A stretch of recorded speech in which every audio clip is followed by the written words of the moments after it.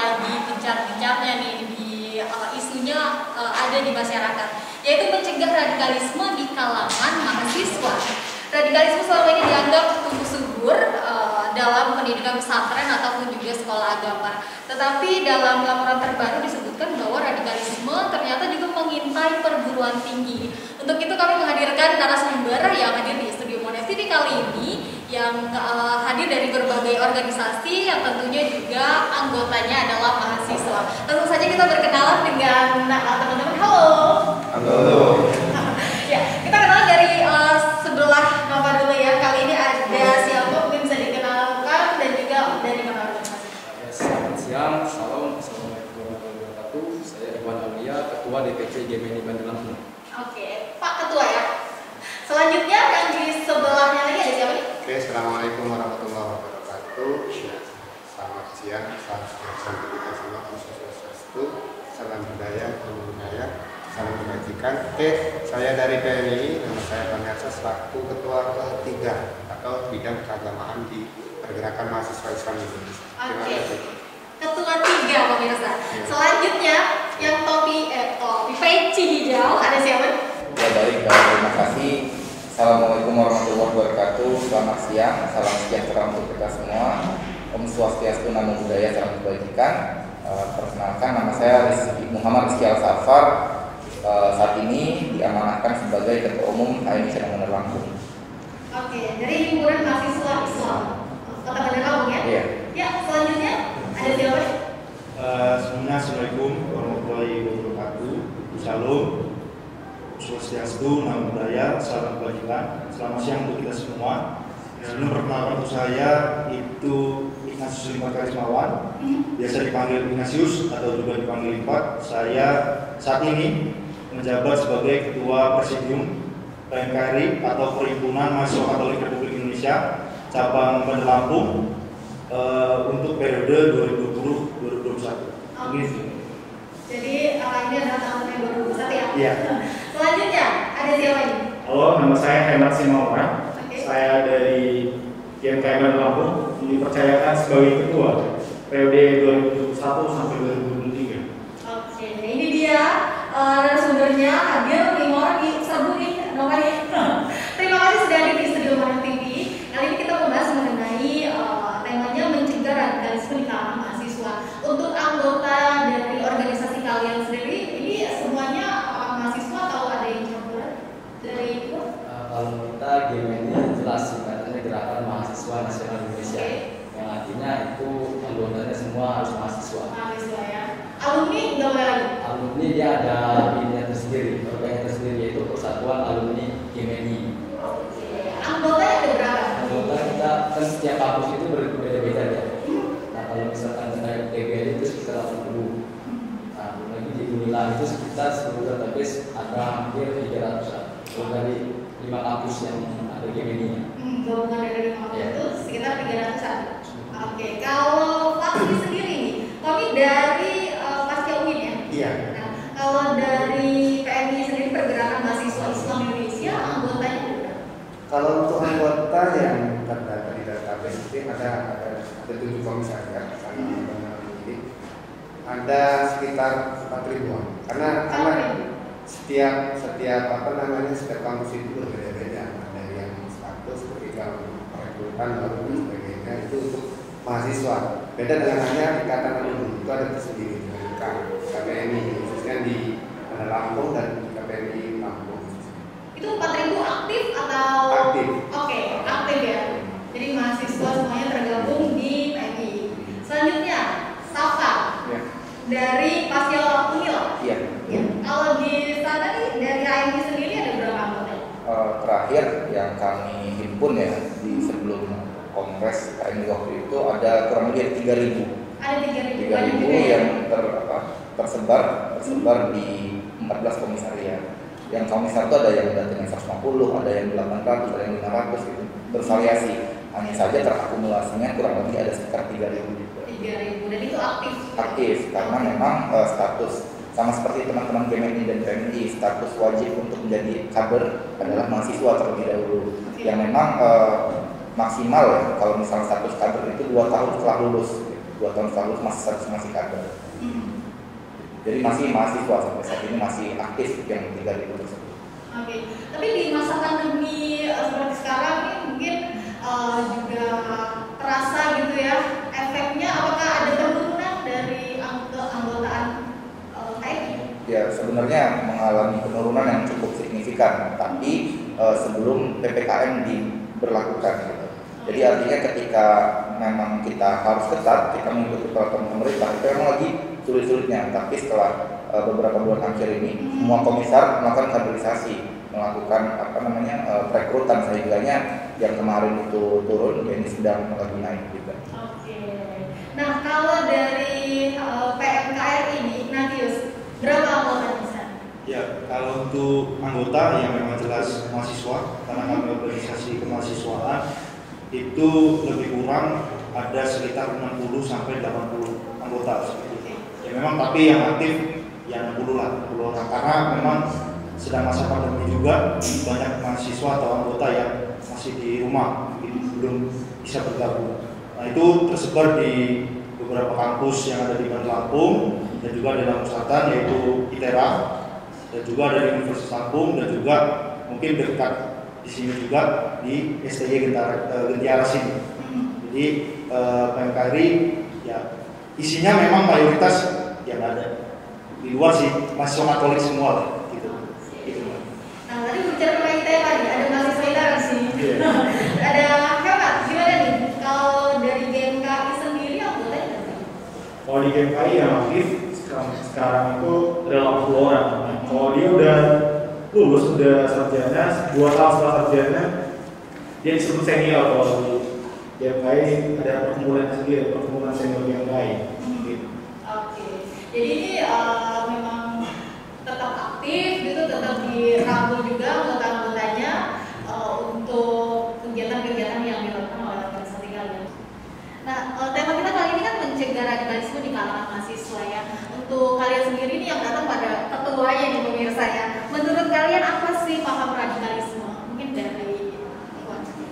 Kalau menurut GMN khususnya radikalisme itu kan suatu paham ingin perubahan yang cepat, tapi dengan cara-cara ekstrim seperti pemboman, itu apa lagi doktrin-doktrin yang terkait dengan ekstremisme gerakan. Mungkin itu radikalisme kalau menurut saya sendiri.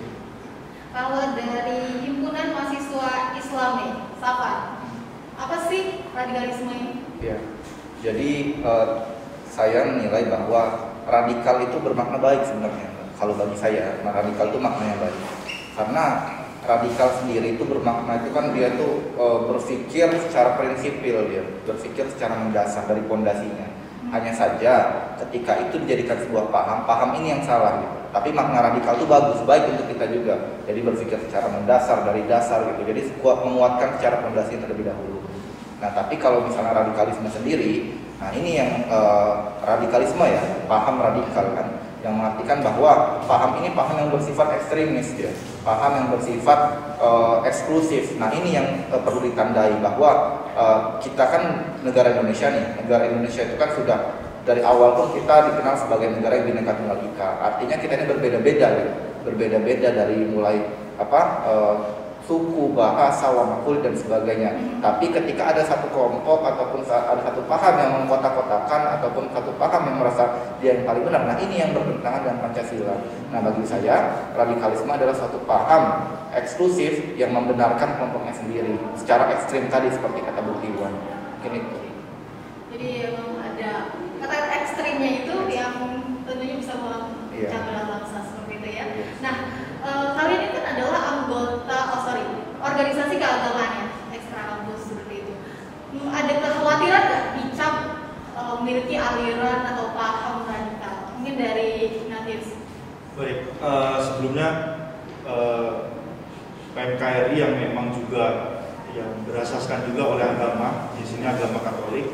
Memang kalau secara kuantitas Katolik kan minority, biasanya mungkin hanya sedikit lah, atau hanya mungkin kalau dihitung di Indonesia hanya 1% atau 2% orang Katolik yang ada di Indonesia. Dan kalau PMKRI makna itu kami tidak merasa bahwasanya kami itu dicap radikalis seperti itu. Dalam artian di sini PMKRI mungkin sama dengan teman-teman OKP yang lain itu berusaha bagaimana kita memperjuangkan sesuatu yang baik untuk kepentingan masyarakat. Nah, apalagi PMKRI itu juga berusaha memperjuangkan apa yang menjadi kepentingan umat-umat yang beragama Katolik. Tapi memang terkadang bahwasanya PMKRI ini sebagai organisasi ekstra kampus yang mungkin di dalam internal kampus itu juga sudah ada komunitas-komunitas Katolik yang hadir di sana untuk yang menaungi mahasiswa Katolik yang ada di dalam kampus, itu terkadang kami dicap sebagai mungkin mengganggu bahasanya, atau bisa dibilang kami suka membawa mahasiswa Katolik itu ke arah yang tidak baik. Padahal di sini PMKRI itu berusaha bagaimana memberikan atau mengeluarkan potensi-potensi yang ada di dalam diri mahasiswa Katolik. Nah, maka dari itu kami kadang suka bertentangan dengan itu. Tetapi kalau dikatakan bahwasanya PMKRI ini beraliran radikalis karena adanya paham agama yang kami anut juga, itu kami merasa bahwa itu tidak benar seperti itu. Dan kami tidak merasa bahwa kami melakukan itu, karena kami kembali lagi kepada Pancasila, kepada NKRI, kepada kebutuhan negara ini, bahwasanya itu yang lebih penting di atas semuanya seperti itu. Nah, kalau dari PMI sendiri, Pergerakan Mahasiswa Islam Indonesia, pernah nggak ada yang menduga ke arah sana gitu? Organisasi kalian dicap jangan-jangan ya aliran radikal nih gitu. Kalau untuk PMI itu sendiri itu sebagai garda terdepan untuk menangkal tersebut. Kenapa demikian? PMI ini kan lahir dari rahim Nahdlatul Ulama, khususnya Nahdlatul Ulama kan ormas besar yang memang di Indonesia sudah dan sebagainya, dan basisnya adalah Ahlussunnah wal Jamaah Nahdliyah dan mencintai NKRI lagi, terutama Pancasila dan keadilan negara. Kenapa hal tersebut bisa menjadi garda terdepan? Karena PMI adalah peluncur dari Nahdlatul Ulama. Kenapa?